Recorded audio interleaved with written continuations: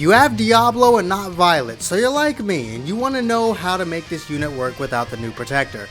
Let me go ahead and give you a few team comps that can really go together with this Diablo. The last team you see in this video is just my Overlord team, but instead of Ainz, I use Diablo. So it's pretty much the same thing I've done for all of the other videos you've seen for the past like 5 weeks. So if you want to know how that team runs, look at those videos, but I will be showing you in depth how these teams work in a very hyper-edited sense. But let's stop wasting time and get right into the beatdown battle. Though I will say it is not Inferno, it is EX, because I frankly don't care about Inferno. Yes, it's because I couldn't make a team that could actually beat Inferno, but if you are worried about Inferno, then you already don't need this video. If you're trying to beat Inferno, then you clearly already have an account necessary to even attempt Inferno in the first place, and this video is going to do nothing for you. So this is just about beating the main part of the beatdown battle, that being the ones that give you the copies of the free-to-play unit. Let's go ahead and get into it.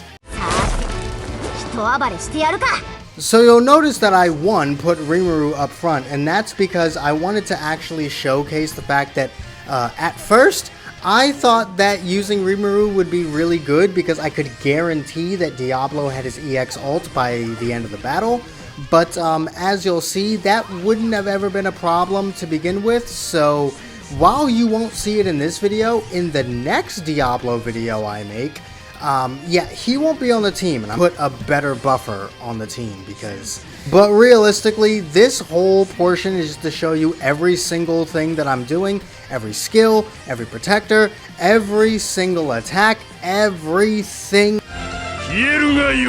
that I'm doing, because I want you guys to see the perfect possible setup with the units that I'm using.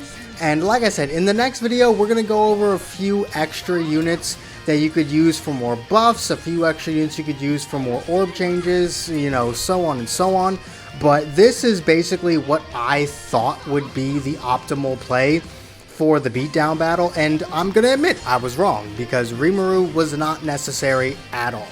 I could have very much put another buffer on the team and did more damage. And I will say though, however, that the EX Diablo simply is not that great for this meta, because I really like the EX Fount of Wisdom Diablo, but he's just not that good. Like you're gonna see right here as we're about to nuke, he's good, but he's just not that, right? He's not him. Like, we're looking at his animation right now, but he's just not him. Because he does not allow me to do the damage I want to do.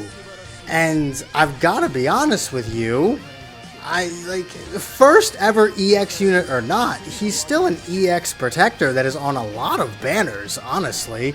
And he just simply does not do what I want him to do. Like, after he does his Demon Reaper and whatnot, spin his scythe around, 879k. So basically 900,000 damage. That is just simply not what I'm looking for out of this, so I switched him up, and now we are using the Light 3.0 Shuna. Yeah, we went backwards. We are now using a 5-star meta, and we're using the Light 3.0 Shuna. And you might think, why would you use Shuna? It's because while Diablo cannot take advantage of the stun strike, he can take advantage of the pierce power, because Diablo gives pierce. So with a unit that is giving a whole bunch of pierce power, honestly, we could get a lot of damage out of that. You'll notice I keep fucking cutting during that ult, and that's because, shout out to my man Tsubaki, he really likes how DeGrul says his little thing, so that's why that's happening. But we can actually get a lot of power out of the Pierce power buff that Shuna gives. While I can't take advantage of the stun strike, it is still a lot of damage that I just was not getting from the EX Diablo. And that's why you're going to see we are going to be able to do a lot more damage with Shuna than we were able to with Diablo. So I do have a few more ideas that I want to get through, and I do have, another video, maybe even two, that I want to get through with this Diablo.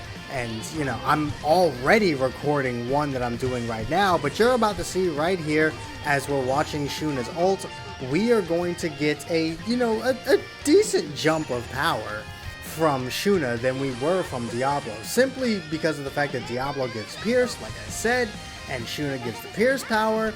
And honestly, in a single target stage, also here's the buffs that we're working with, in a single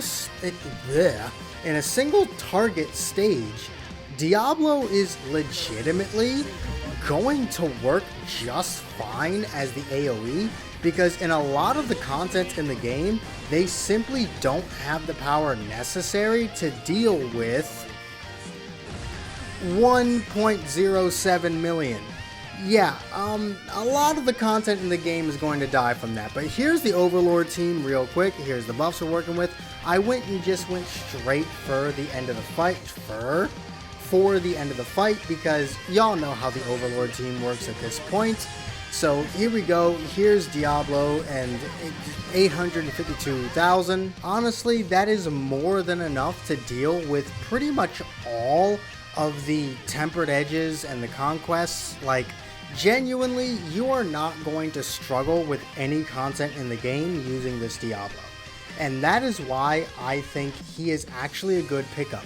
Because not only is he a decent, really good actually, AoE nuker, he's even a competent single target nuker if you really want to build him that way. Like, if you just don't have another EX single target nuker, he is going to kill most, if not all, of the older content in the game.